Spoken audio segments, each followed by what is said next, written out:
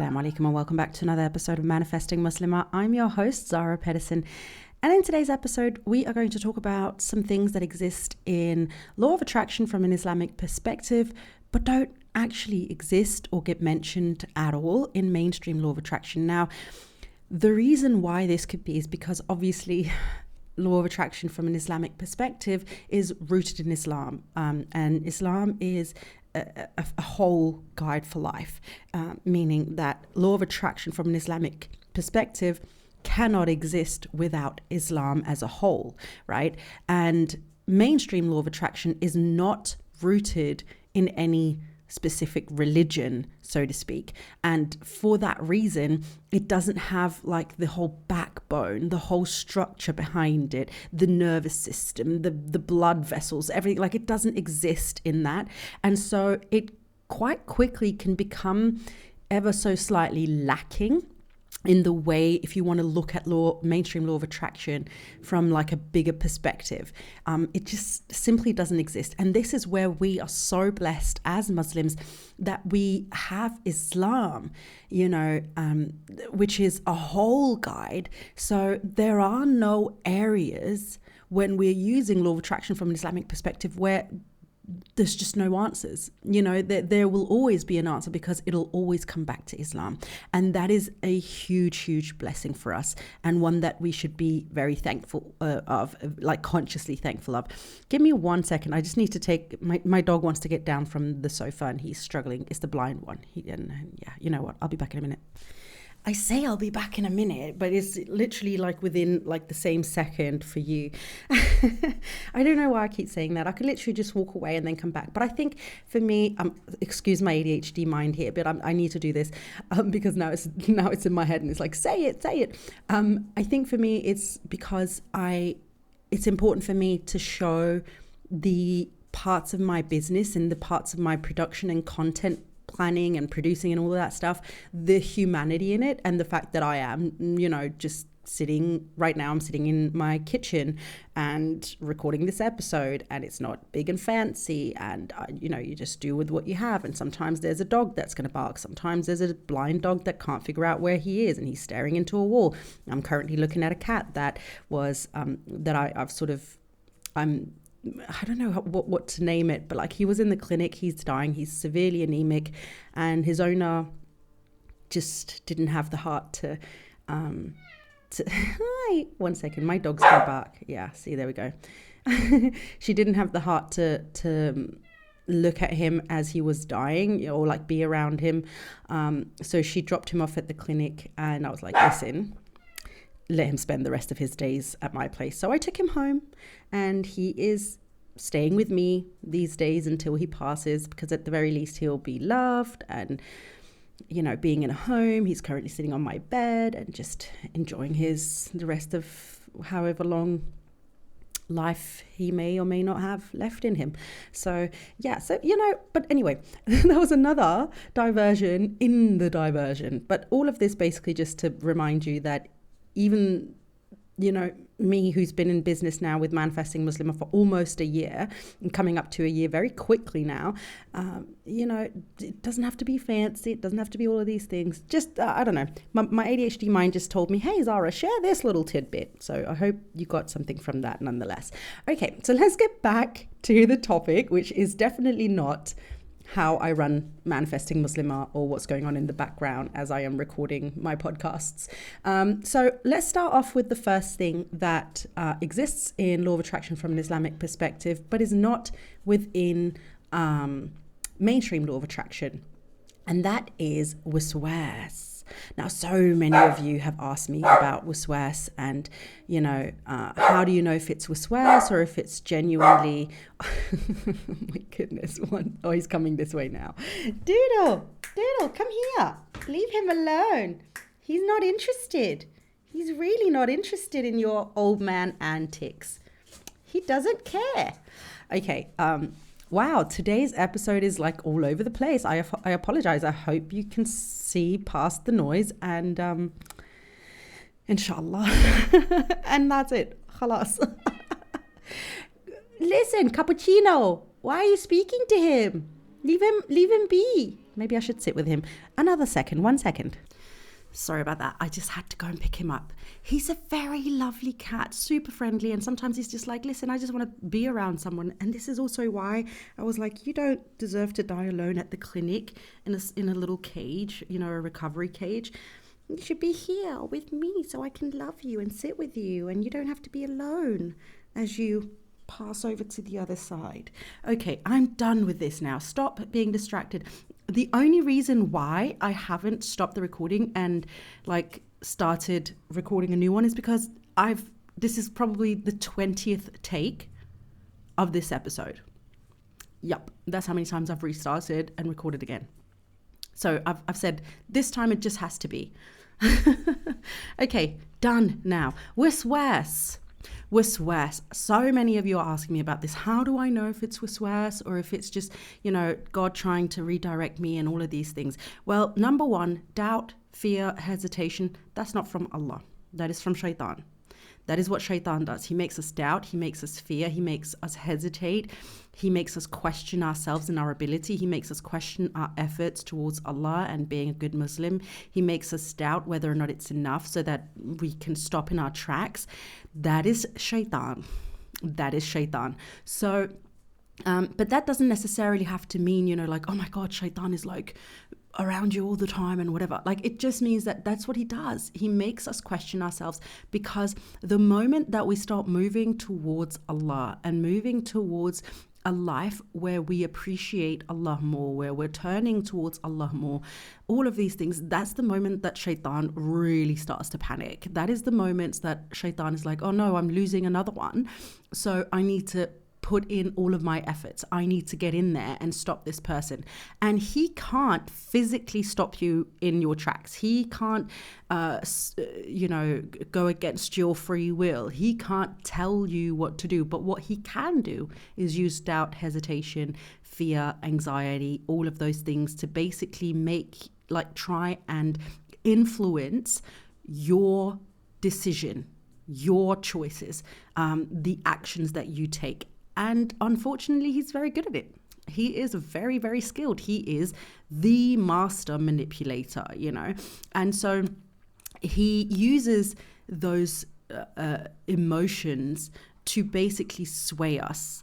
And he especially does this when we start using law of attraction from an Islamic perspective, because it forces us, law of attraction from the Islamic perspective forces us closer to Allah, because we are recognizing that we cannot do anything without Allah. And so we will pray more, we will speak to Allah more, we will, fast, we will do extra things, and we will align our actions with Allah's will and Allah's timing, rather than our own nafs, our own ego, to live the life that we want. Do you know what I mean? And so because of this, that sends a direct message to shaitan, so that he starts panicking. And in the Quran, it's very interesting. It also says the shaitan works hardest, or with people who are moving closer to Allah. I'm completely paraphrasing here, so please, you know the drill with this. I can't be bothered right now to go and pick up my Quran journal. Read your Quran, honey. Read your Quran. You're not going to regret it anyway.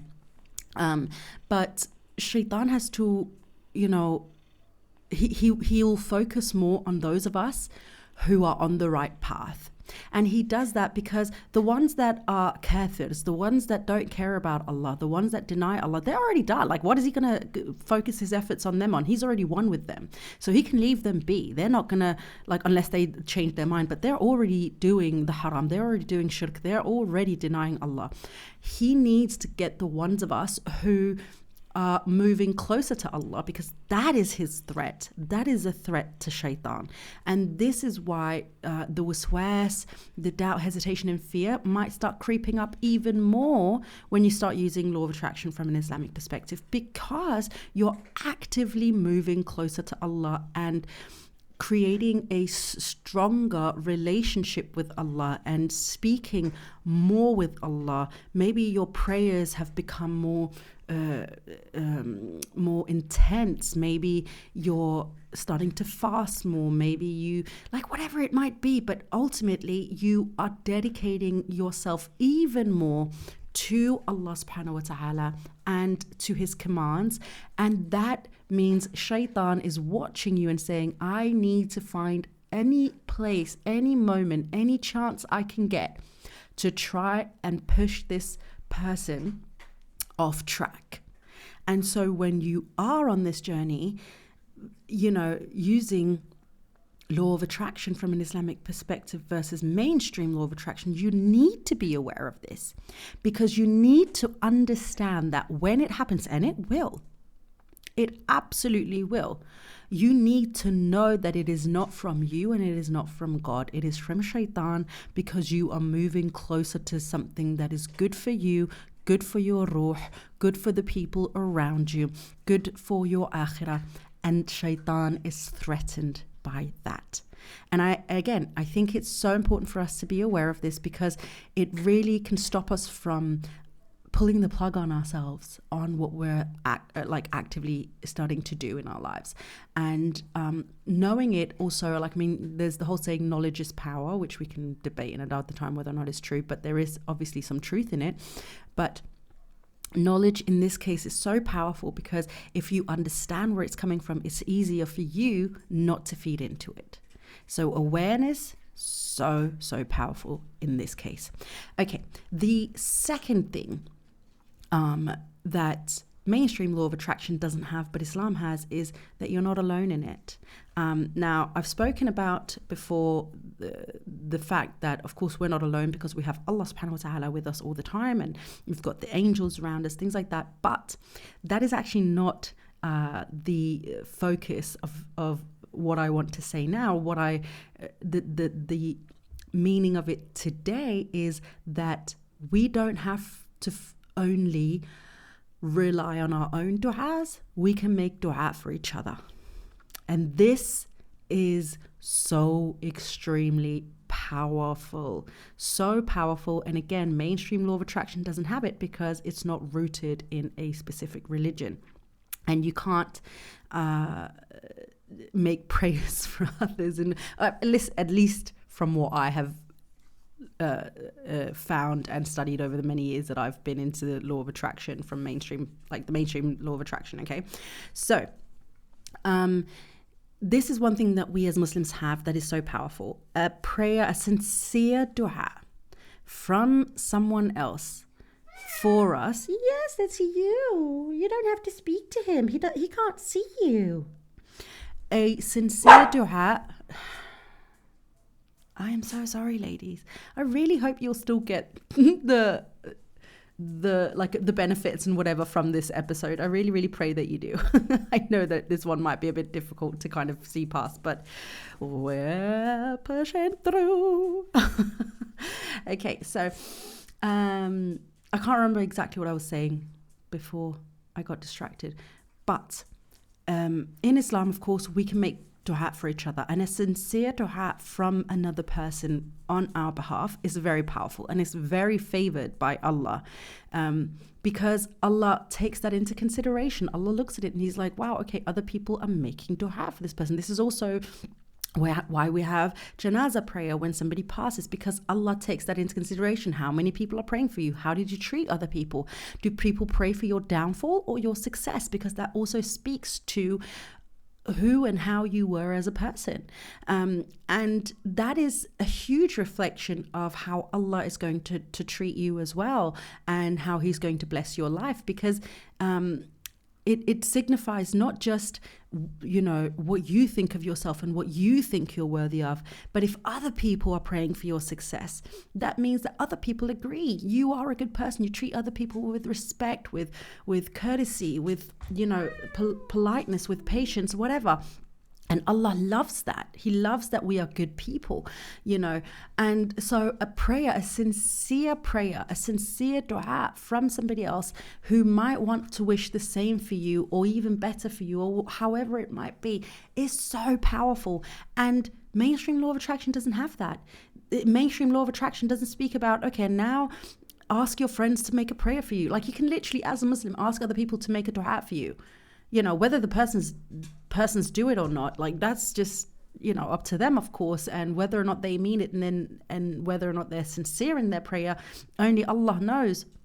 But it's still, you know, it is still so extremely powerful and so important to understand and know that you're not doing it on your own. You don't have to, at the very least. You might be, especially if you haven't told other people about what you're dreaming of and the things that you're asking for, right? I know, for instance, my mom, like, as if this isn't like super apparent at this point, and I'm sure y'all can fully understand this, my mom has been praying for a husband for me for years.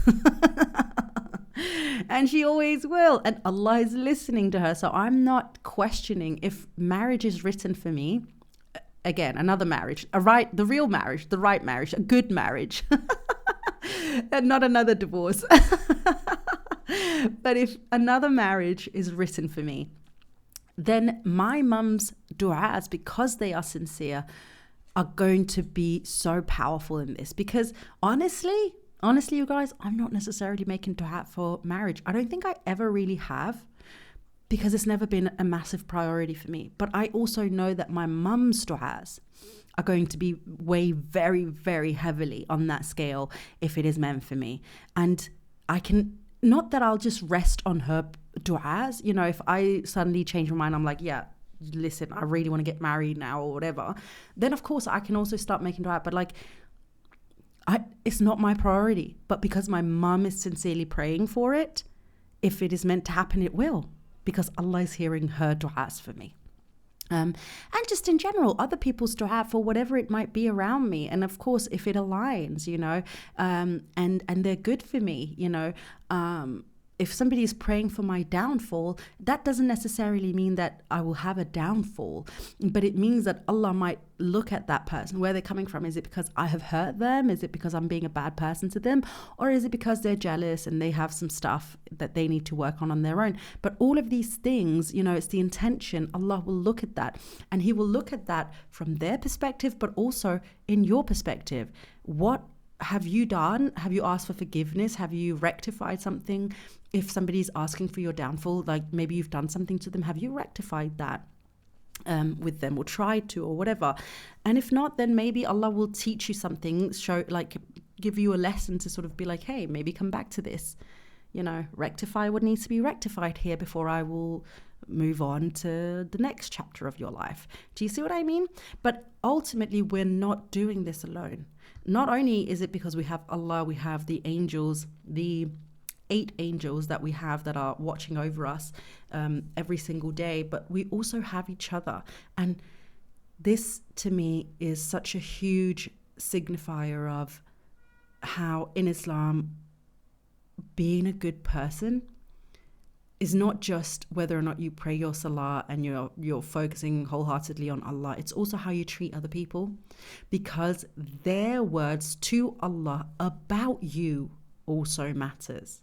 Sometimes it matters towards them, sometimes towards you. But ultimately, this is something that we all need to be more aware of. And again, you can ask people to make dua for you, but you could also just let people do it in their own time.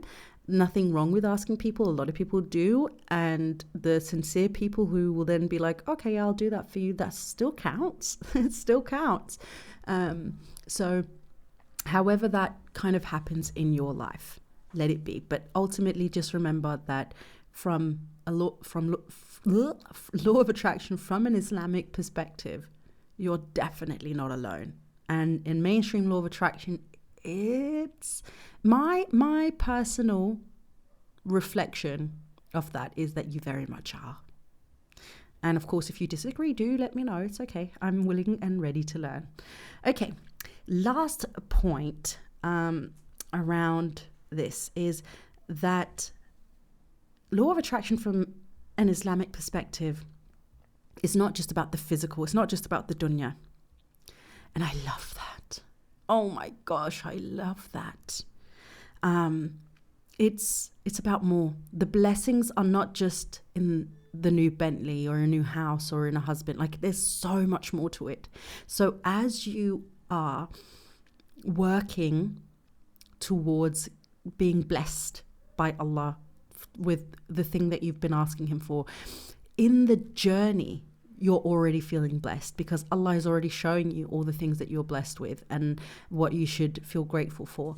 And there's an awareness around more blessings than just the physical, to the point, and I dare say this because this should be, maybe again I'll make another episode on this, only this, but to the point that if Allah stripped everything away and we still had him, we'd still be grateful. And that's what law of attraction from an Islamic perspective teaches us. That is what that teaches us. It is full reliance and surrendering only to Allah, not what Allah can give us. I mean, other than akhirah, the best in akhirah. But in this dunya, that there is more than just the thing that we're asking for. And that doesn't mean that Allah is not going to give it to us, because he's already promised that he will. But it's the knowledge and understanding that, but getting this without Allah is nothing, is worthless. So you, as I think I've mentioned before, if I haven't, let me know and then I'll do an episode on it, that you can force a manifestation. Maybe I didn't actually speak on it on the podcast. I think I made a TikTok video about it now that I think about it. Okay, another episode for the future. But you can force a manifestation into your existence. But because you're forcing it and not allowing it to come in its right time, it's not going to feel as blessed. It's not going to be good for you. It's going to make you feel stressed, worried. There's going to be so much turmoil and hardship attached to it. Let's take marriage for as an example here, because I know for a fact there's a few of you out there who are listening who would like to manifest a marriage. I've spoken to a few of you and I've said the same thing to every single one of you. Marriage is easy to find. At any moment, any one of you can go out and there'll be at least 10 men in your life already who'd be like, yeah, I'll wife you up.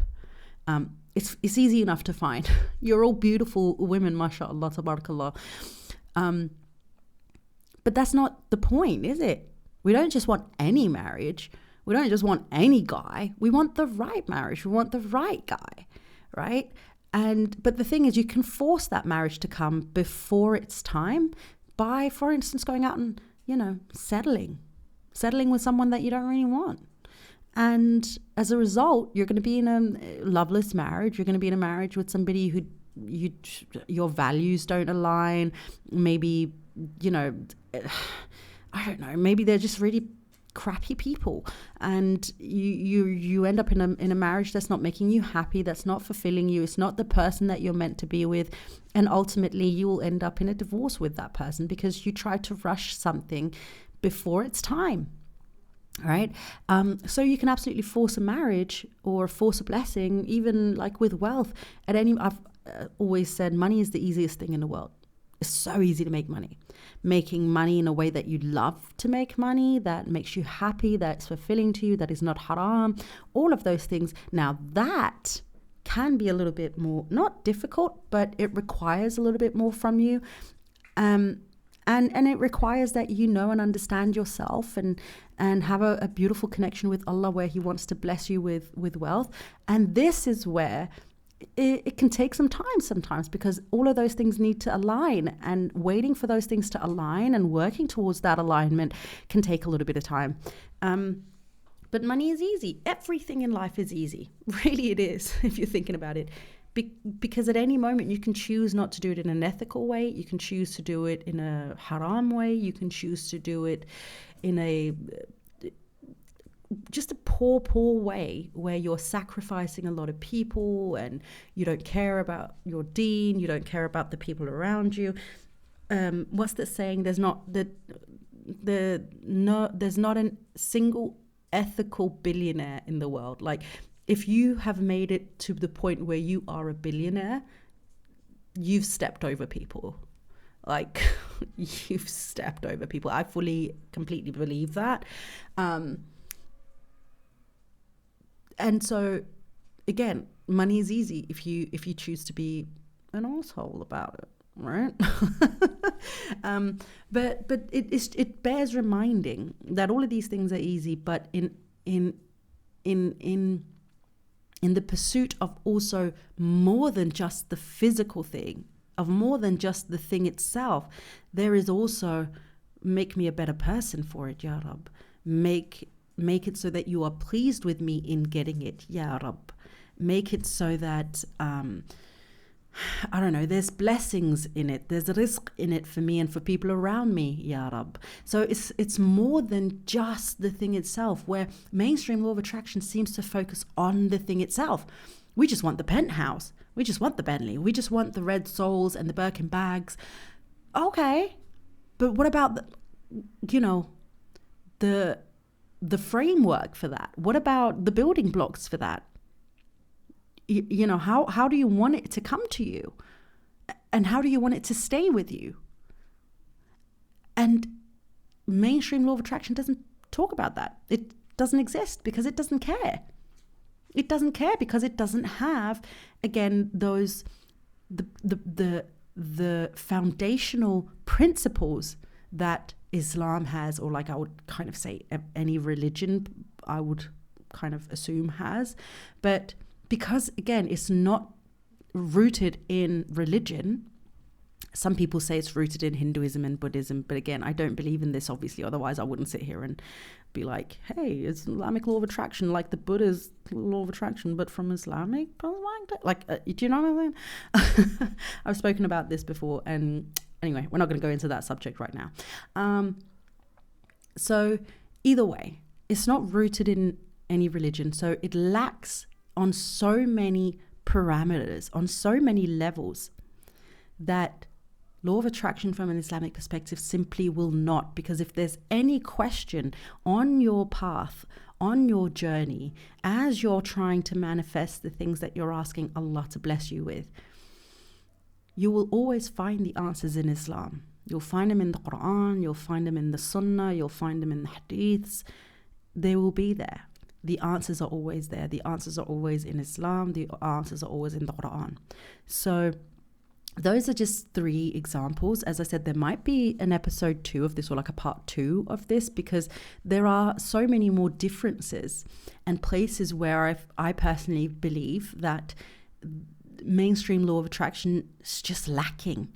It's just one part of a bigger story. It's like